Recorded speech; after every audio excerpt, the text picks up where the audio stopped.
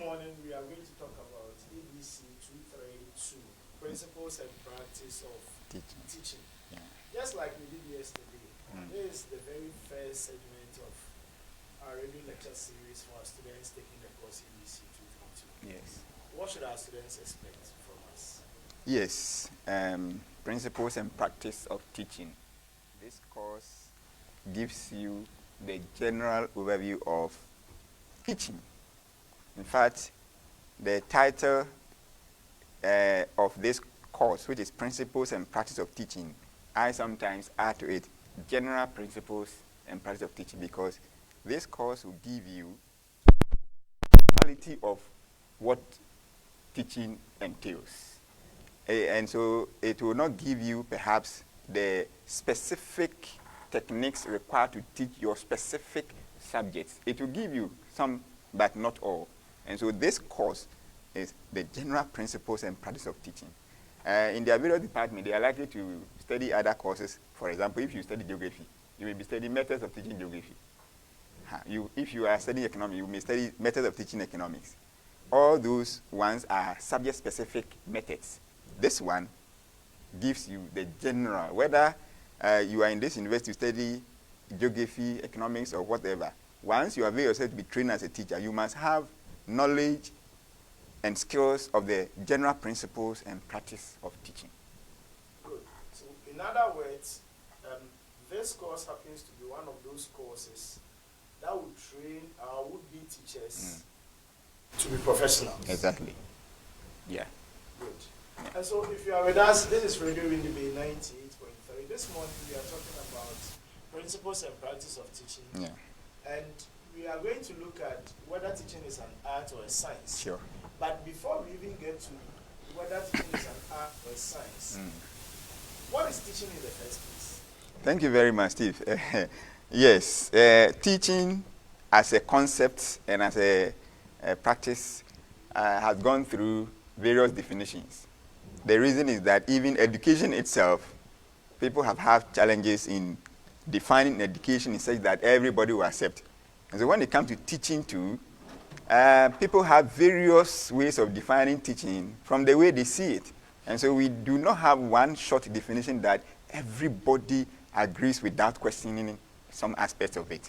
Good. So people have attempted to define teaching.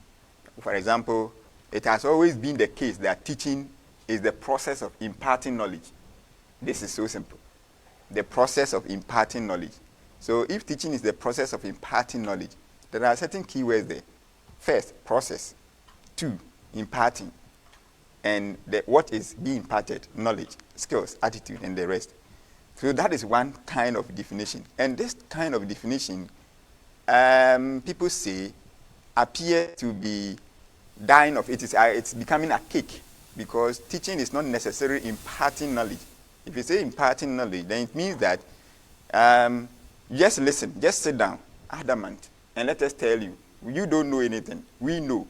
So we want to give you what you must know. That is imparting knowledge. But it goes beyond that. So people today also define teaching as a deliberate interaction. So the key word there is interaction. Deliberate interaction through which certain traits like knowledge, skills, attitude, values, among others, are either shaped or acquired. Either they are shaped or acquired. And there is a reason for why they are shaped or acquired. Shaped implies that you have something already, you have some values, you have some knowledge, so we are guiding you to shape them. Acquired implies that there may be some new things that you are likely to attain from the teacher.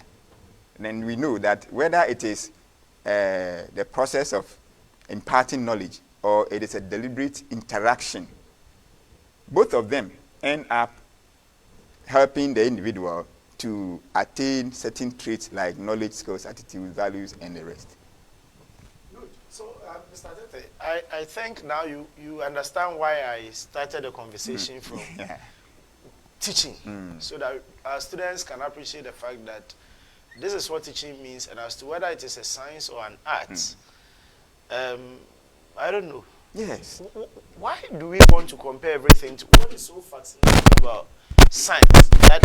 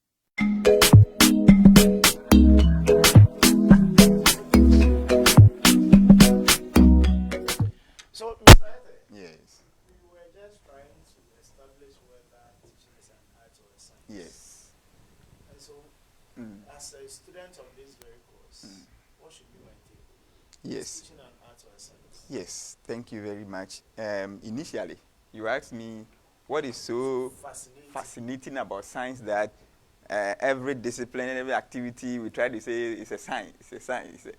Doesn't mean that every science is so unique. What kind of thing that means? Because I did history, first degree.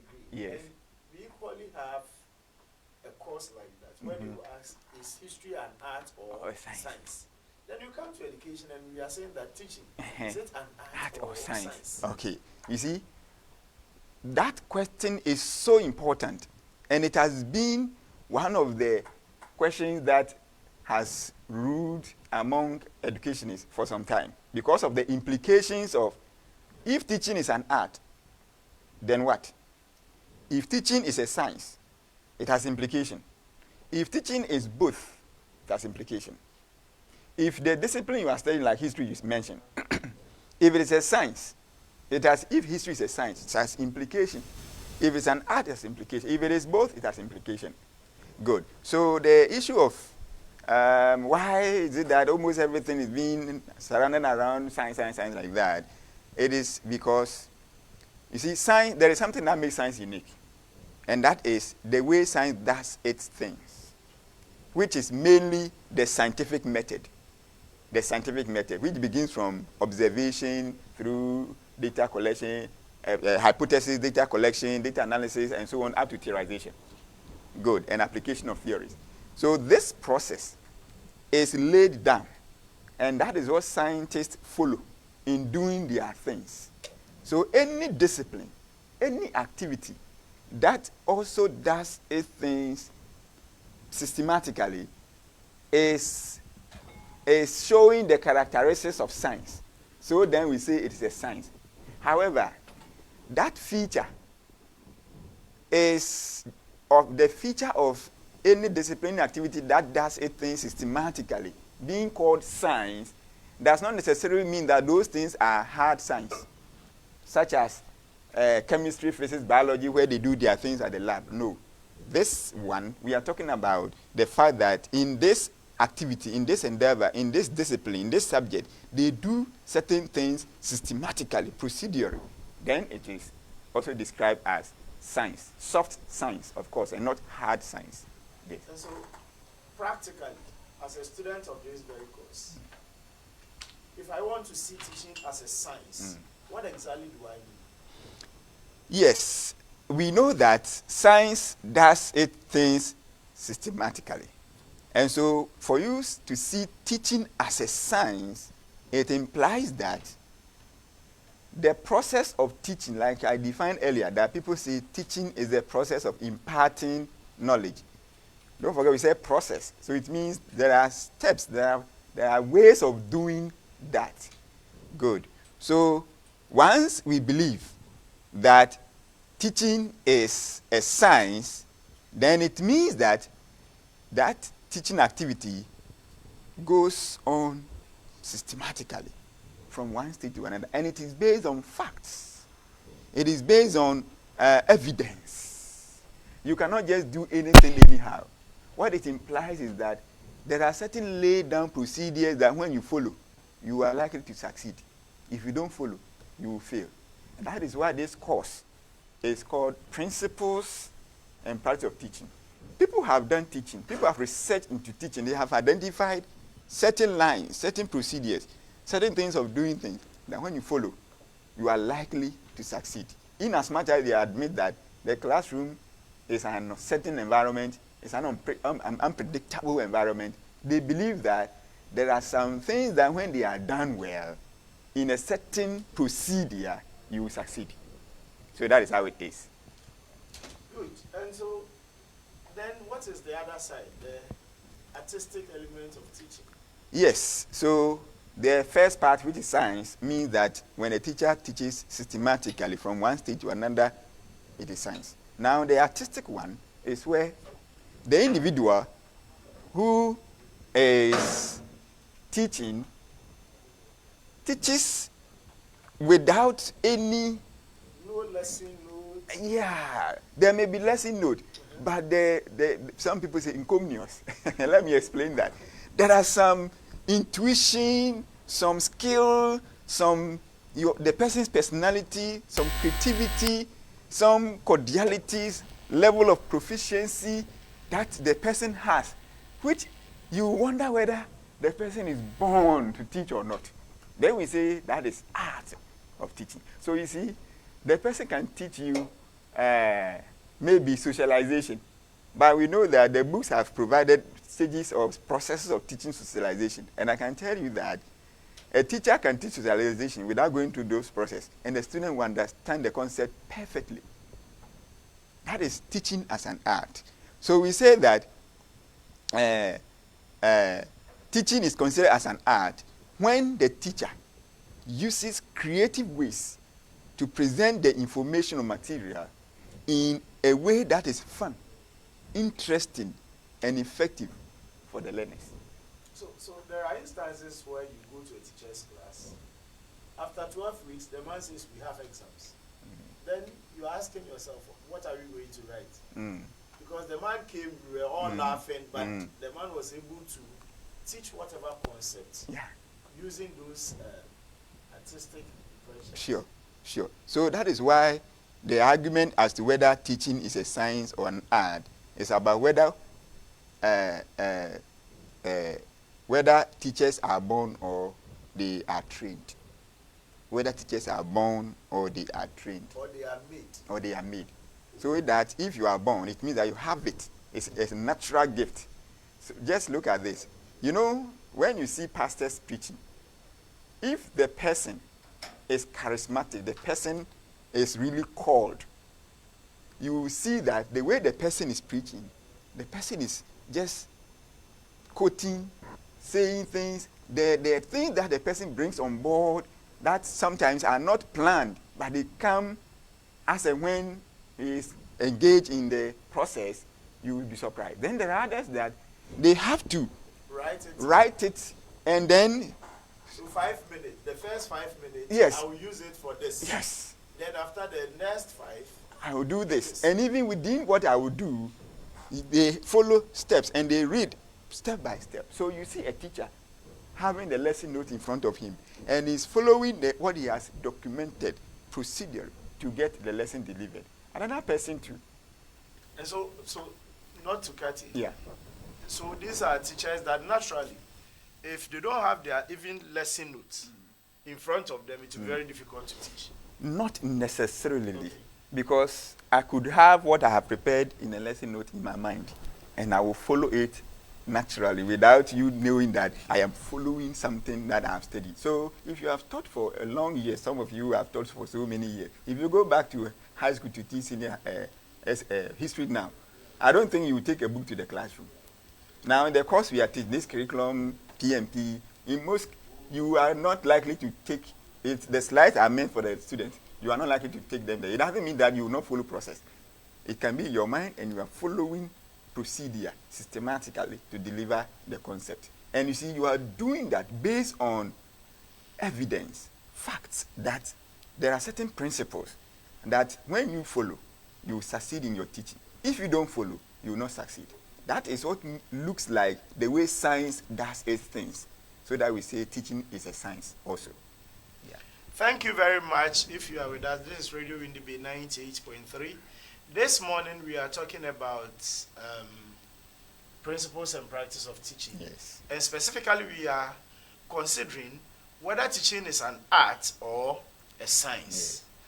Yeah. And so at this point, I think we can activate our phone lines. Yes. 0503 923 0503 923 You can phone in with your questions, your comments, or your contribution to the discourse as to whether teaching is an art or a science. And so, Mr. Tete, whether teachers are born or made, we go back to that question again. There are instances where people don't see why we should even have training colleges. Because to them, as for teaching, you don't need any specialized training. Yes, you see, so we'll go to why teaching is a science and the implications of teaching being science. Very important. You see, if we say that teaching is a science, then it means that the way we even train teachers should follow a certain procedure. So the implications are many. If teaching is considered as a science, then it means that we must focus on evidence-based practices, data-driven decision-making, so that you cannot just go to class and begin teaching without being trained. So that at this stage, we may say that there are certain things, before you can be a teacher, you must know. Where Shulman comes in, there are certain knowledge, certain values, certain principles, attitudes, that whether you like it or not, before you be a teacher, you must be taken through. So once you consider teaching as a science, there are implications. And that is how come it used to be a heated argument over the years. But now, this argument has been settled because we now know that teaching is not only science, it is not only art, it is rather both. Good. So what are the implications of seeing teaching as a science? I said that one implication is that if teaching is a science, then it means we must focus on evidence-based practices. Whatever we do must be based on research. It must be based on data. Decisions we take must be based on data. Then, we are also saying that if teaching is a science, another implication is that then it means that we must do objective evaluation of effectiveness. Then we can define effective teaching. It means that we have certain things that are there. That as a teacher, if you are teaching and you engage in them, we can say you are effective. Then there are some things that if you don't do, we will say you are not effective. And by that it means that we can have objective procedures that we can say that your teaching is effective or not effective. If it is an art, it will be difficult to have an objective procedure for judging one's teaching. The reason is that I can approach it anyhow, and yet my student will get me. So if I don't go the way you think is the way to go, and yet my student understand me, will you say I'm effective just because I didn't follow the laid down procedures? You see the issue? Good. Another implication is that if teaching is a science, then it means we can predict and we can reproduce processes. If teaching is a science, then today as we are teaching, we can predict that what we are teaching, students will get it. In fact, if teaching is a science, then when somebody is going to class and you interact with a person, you can foretell that this guy will go and impress. This guy is going to confuse the students. This guy cannot teach well. Yes. So, and it is true, partially true, because teaching can be predicted. Yes, it can be predicted. That is why at the end of the day, you do your internship, and they tell you that, my friend, beyond this internship, go and study well. Because you know that by the way you do your things, you cannot be a professional. That teaching is a science. Yes, it's a science. It's a science. So it means that then we can have universal procedures of things and universal principles, of which we have a course like this. Then another implication is that then it means we must follow theories and models. And in teaching, we know there are a lot of theories of teaching, there are models of teaching. It is because teaching is a science. In addition to this, if teaching is a science, the implication is that it means people must always go through professional development, continuous professional development while they are teaching. Meaning they are made. You see, science is based on facts. Facts is subject to time and space. Today there is a fact. Tomorrow it may not be a fact. So, in order for you to always be updated and do your things well, you must always be involved in continuous professional development to be trained on the new things, the new trends, the new research findings, so that you incorporate them in your teaching. I ask you this question. Were we not told before 2006 that we had 9 planets? Were we not told somewhere before 2006 that we had uncountable galaxies? Today we had only 3 galaxies. You have gone far. Were we not told that Ghana has only 10 regions? Exactly. Today we have more than 10 regions. So as a teacher, you need to be updated. The reason is that research is always coming out with new ways of doing things. In addition to that, the human beings you are teaching, they are unpredictable. But science is able to study humans to know the way we behave. It's like the way humans learn. in as much as research is done to bring out with new ways of doing things, the way humans beings are changing, the way learning is changing, teaching must also change. And therefore, you must go through professional training or development. Yeah. And that is why I want our students to understand that. So when we say teachers are either made or born, born will mean that you don't need any professional development because to you it is natural. You are born with it. You are born with it. So there are people who have not gone to colleges, but once they step in the classroom, you'll be surprised. You'll be surprised. That is art. Yeah. But once you see teaching as a science, it means that periodically you need to update your yourself. knowledge. Yes. It doesn't also mean that if teaching is an art, then you need to update your knowledge. You need to. However, the extent to which, if we consider teaching as a science, you must continuously update is more than if it is an art. Because the art, it is intuitive, it is inborn, it is creativity. And so you do it and you'll be surprised. That is why on campus here and other universities, we see some lecturers and the way they do that, and we wish we did it like them. You don't know how they do it. We all went to the same universities, we studied the same thing. The way they do it, it means they have the... Once you meet them, you feel, no, I've met a teacher. Yes. They have it. And if the person has it, then it's not likely that when the person steps in the classroom, that thing will not show. It will show. But that doesn't also mean that the person that will not follow procedure. The person is likely to also follow procedure. That's why we say teaching. So our students need to understand, if I get your point, that in the 21st century, you should not see teaching just as a science. Yes. Or just as an art. You need both the science and the art. Yes, to be able to function well. Yes. Now, without it, you cannot do well. Because I told you, you see, the classroom, we always say, is the most uncertain environment. So if you go there well prepared, I am going to follow this procedure to get these students taught. You get there, something will happen, you cannot follow the procedure. You get there, something happened, the time that you even plan is not enough. You need to restructure. So you need creativity, improvisation, in addition to the science of doing the job. Other than that, you will fail.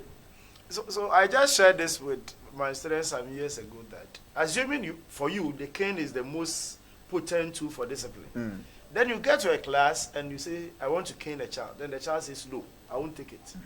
As a teacher, how would you feel? Yes, you'll be confused. So you have to use creativity. Yeah. That is the artistic element of teaching. Yes. And art is not predictable. Yes. Art is not predictable. So mostly, if you force yourself to teach the artistic way, your teaching may not be predictable, that it will succeed or it will not succeed. However, if you do it the science way, it is more likely for it to succeed. Even there, because of the uncertainty in the classroom, because of the things you cannot predict in the classroom, sometimes it's also a problem. Yes, so you just have to be flexible. Yes. Now, I must say that if a teacher is teaching, it is not likely to see that this is the science aspect of it. Look. What he's doing now is the science. Look. What he's doing now is the art. No. It is merged. It is integrated. So in other words, both the art and the science should more or less become evident in one's teaching. Yes, you need it. And it is likely that it is also possible that sometimes the art of doing it will be more than the science of doing it in a certain state. For example, in your introduction of a lesson, you are likely to go the art way. Yes. And then in your conclusion of a lesson, you are likely to go the art way. But in the teaching of the body, the concept itself, the main, you are likely to go the science way, but not always the case. Yeah. Thank you very much, Mr. Tete. So if our students are still with us, this is Radio Windy Bay 98.3. This morning we are talking about whether teaching is an art or a science. The phone number remains 0503923158. 0503923158. If you are with us on Zoom or any other platform, you can phone in or you can send your message and we are here to respond to it appropriately. So, Mr. Tete, we want to conclude. Yes. So before we conclude, I would like to say something. We said that there are implications for seeing teaching as a science. We didn't talk about implications for seeing teaching as an art. So let's touch on that a little and then we conclude. Good. So there are also implications for seeing teaching as an art. If we indeed say that teaching is solely an art, then it means that we must emphasize on creativity and innovation, so that in the colleges of education or in the classroom, we believe in extempo way of doing things. When I say extempo, you are doing it without necessarily referring to certain procedure. You are doing it in a setting. You are flexible. You are adapting. Your teaching styles will have to fit various needs, interests, and abilities. If we say that teaching is an art, then we must understand that there are unique teaching styles, so that your teaching styles is up to you. My teaching style is up to me. And that's the difference. Yes. Good. Then we must also agree that if you say teaching is an art, then we must focus on emotional connection. Yes. There is a connection between the emotional aspect of humans and teaching and learning. Yes. The impact it has on teaching is very important. So then if that is the case, then it means that we are going to have tailored instruction. Tailored instruction in the sense that you know this student, this is how he is, so you teach that way. You know this person, this is how he is, you go that way. So you don't have a particular procedure, but as and when and the way the context or the situation is will determine the way you do your teaching. And that is why in teaching as an art, there is an element of flexibility. Exactly. That's great. That's great. There's flexibility there. There's no rigid. You cannot be rigid. No. You when the game changes, you also change. Yes. Yes. And that is easy. That is what makes us see. That is what makes us distinguish between a skillful teacher and somebody who has been trained. You can be trained and still be skillful, but when the person has that in the person, intrinsic, it is intuitive. I can tell you, you will see that the person's teaching will be very excellent. Now, maybe another implication is that if we consider teaching as an art, then storytelling and performance will be a feature of teaching. What do I mean by that? Then teachers can use storytelling, humor, drama, and other performance elements that are captivating to get the attention of learners and to impart knowledge. Yes, if it's an art. That means that I can use any drama to do my teaching. Yes. And at every point in a teacher's class, we need to see there are instances where you have to show the drama in you. Yes. So you don't always go one way, the step, the procedure. So now we have finished this. We are moving on to the. You see, you must integrate it, intertwine it with some level of jokes, not Jacko and Lewin jokes, but I mean educative jokes that will put the learner in a learnable moment and a teachable moment. Yes. And I think that even in the new curriculum, there is that element, the starter. Yes. Where the teacher would have to draw the students' attention by whichever means possible. Yes. That's great. That's it. Now let me end with this. If we consider teaching as an art, one implication is that then passion and dedication will be a factor in teaching. And that means that teaching will be heart-driven, or it will be based on motivation. Yes. And then it means that we can assess learners subjectively, not objectively, so that we cannot write one exam. That is why I said, if the teacher is a typical artist, when he says we are going to write end of term, you'll be asking yourself, what did we learn? Yes, that is a typical issue. Because he has used jokes and drama, and what he has been doing, you can link it to the content. You can link it to what you are supposed to do, what you must know. But if you are not the kind who is used to that, you will think that we have not done anything. Yes, it is very true. It is very true. And most students of today, teachers who teach the art way, if that student went through more of the science way and is now in the hands of the teacher who teach the art way, you would think that the teacher is not serious. Yeah. That can be a feature. That is why at the beginning I said there are instances where you attend a lecturer's class for 12 weeks. You don't have any notes because to you, you just go there to laugh. Yeah, yeah, but the laughing is an educative laughing. Laughing that The takes man you is to the teaching. content. Yes. But because he didn't say good morning, this morning we are here to Start. so you may think the man is not teaching. Yeah. But the man has actually taught. Yes. But in the 21st century, our students need to understand the fact that the kind of learners we have in our classrooms, they are not machines. Yeah. That is why you cannot use just science. Yes. Yes, you are right. Yes, you must. The art and the science must always prevail Exactly. in a teacher's Yes. class. Yes. Yeah. There are instances where I shared this joke that some of our students are too serious. They want to teach the science way. Sometimes the art must prevail. Yes. Because the students will come with their problems from the house. They are moody. Yeah. You just go, the matter is anything that has weight and can occupy space. For instance, that is not where the mind is. But you start your class with a joke, and the student will now know that, oh, whatever problem that I have, at least my teacher is here, he's for me. Yeah. Yeah. So it is very true. We need the two to be able to do a good job. Now, a student asks, so how do I know that what I'm doing is science and what I'm doing is art? If I am not, let me say, born to teach, that is the art way, how can I develop it? In the course of you being trained in this university, you can learn that. That is why you go to do the internship. That is why you learn, you must, in your study groups, you should not be a recipient all the time. But their teachers are even role models to them. Yes. The lecturers who teaches Yeah. would always, Yes. You can learn from us. yes. And then you must also engage in the business. You must also engage in the teaching. Learn the little. See yourself as a teacher. Yes. Yes. Unless Do you not were make forced. it seem as if somebody forced you Exactly. to come and learn how to teach. Yes. Or you were looking, you wanted to read medicine, and Something fate happened. has brought you here. Yeah. So And as for you, are there. No. If you do that, your teaching will not be entertaining. It will not be interesting. It will not be captivating. and every day students are going to sleep in your class. Yes. So we need the two. Yeah. So the argument about whether teaching is an art or a science has been laid to rest.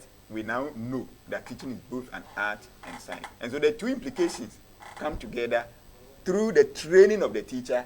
In the course of the teaching, even it has implication on how we see the learners and what the learners must do. Yeah.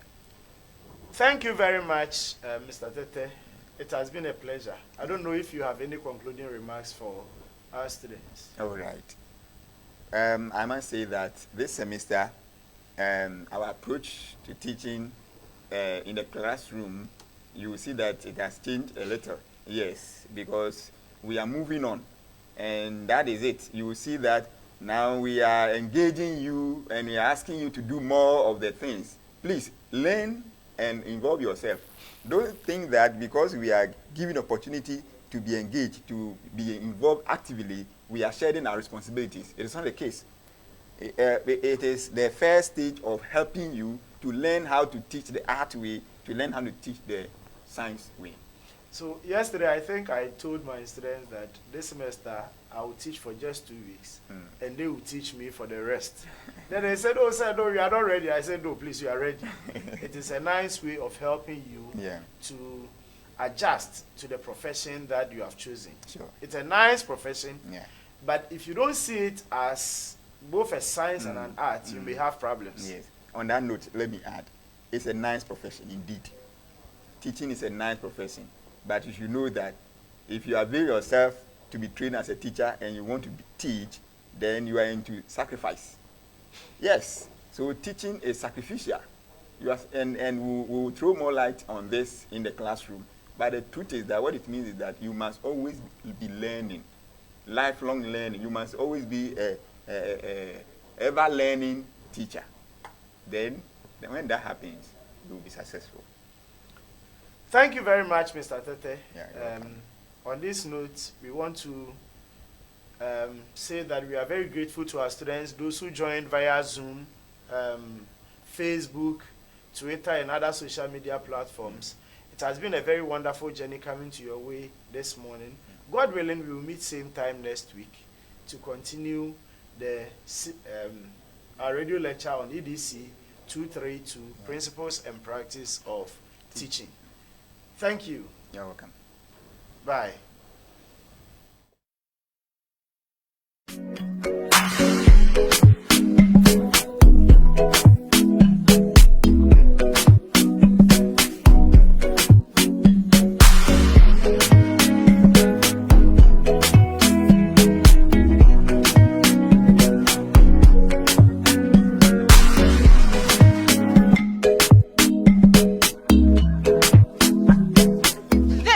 University of Education, Winneba, Radio Windy Bay 98.3 FM. Send the BIA the Bremono and Afiason, Afe na Yahuanimus level 100 from Baba Kayensa, Nayanuomo Asian Ade Abom for 2024-2025 academic year. Nisentie, Branamani won't call Namni.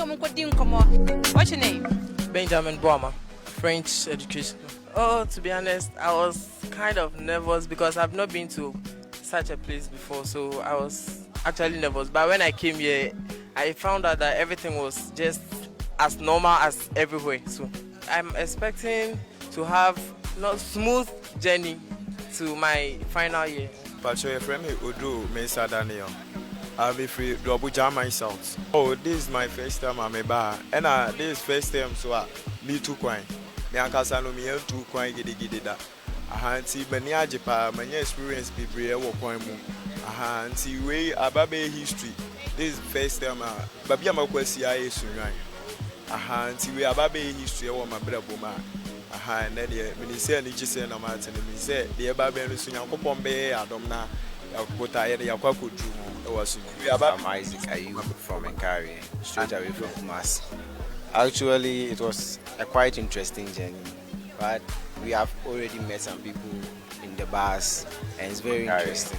We are here to actually build up our academic performance, learn how to interact with people, and get a lot of exposure from here. Then we go out, find something to do to help Mother Ghana. Yeah, from me, Maredi Jenfi.